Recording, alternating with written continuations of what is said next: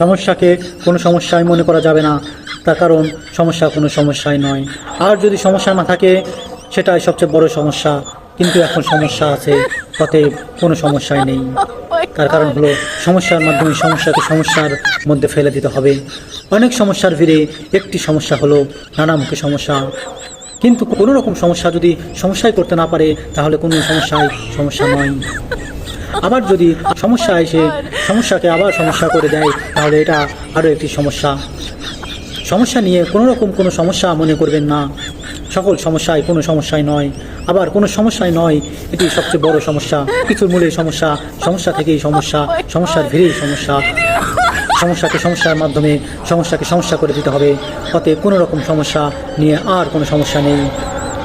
সকল সমস্যা অলরেডি এখন সমস্যার মধ্যে পড়ে গিয়েছে।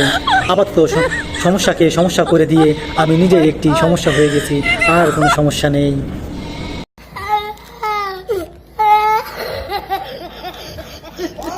Oh